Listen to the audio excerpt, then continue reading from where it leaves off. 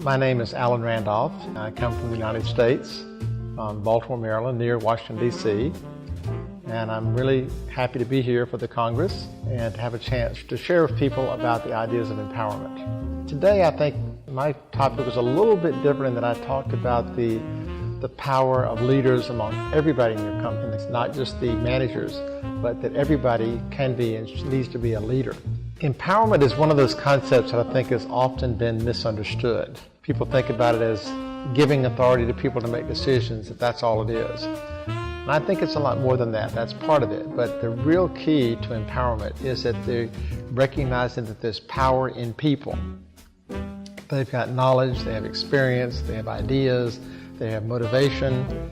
And so empowerment is tapping into that potential and letting it out into the organization, nurturing it, focusing it so it can really help the organization succeed, help people feel better about themselves, more satisfaction. And one reason why it's so important in this day and age is because we live in a world where there's just dramatic change occurring all the time. When I ask people, is change happening in your companies? They all say, absolutely. Sometimes more than we can handle.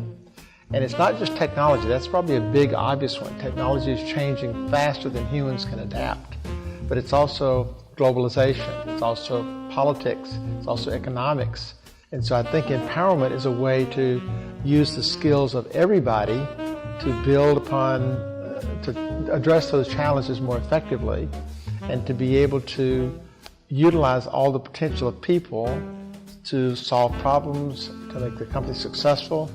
My concern is that if companies do not adopt something like empowerment, some of these ideas, that fairly soon they may be going out of business. The world is just too competitive, too difficult if you don't find a way to tap into the potential of your people, of all your people. My bias is that everybody has potential to make a contribution.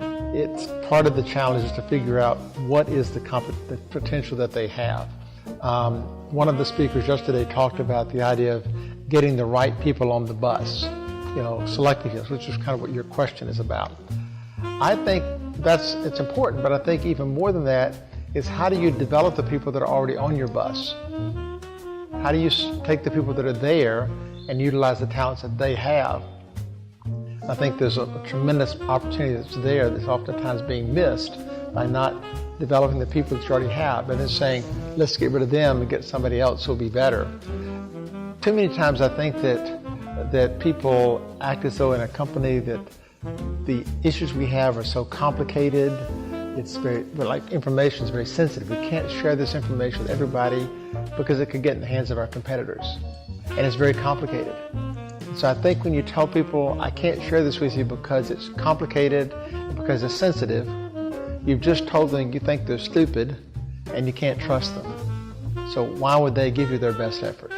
If you want to share with them information, let them understand, help them understand how that information is important and trust that they will use it in the correct way. Then you begin to, I think, tap into that potential that they have. I worked with one leader of a company one time. He talked about getting rid of people. He said, I've never ever fired anybody. He said, people have left the company because they realized they didn't fit, but I've never fired anyone. And I think that's a really good attitude to say, I want to give everybody the chance to succeed, and then if they don't succeed, well, it'll be probably a small minority that won't succeed, and they'll probably find that it makes sense for them to leave. A lot of times I find that managers don't quite trust their people. Like I said, with sensitive information, for example, I'm afraid you'll give it to the competitors, you'll misuse it, or you'll misinterpret it. So they don't trust that. And I think a lot of times employees don't trust managers. And here's a good example of that. I spoke about this in the conference. If a mistake is made in a company and it becomes apparent that a mistake was made, what is the first question that gets asked? Is it what went wrong and how do we fix it? Or is it who did it? You see, if it's who did it, we're trying to put the blame on somebody.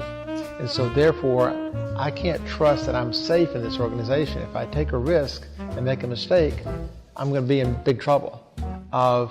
If I do take the decision, then I might get in trouble if I make a bad decision. That's where I think it comes from. I'm not going to punish you. I'm going to say, how can we learn from that mistake? The managers that are in the middle oftentimes are kind of there's a lot of pressure at that level. There's pressure coming down on them, pressure coming up on them.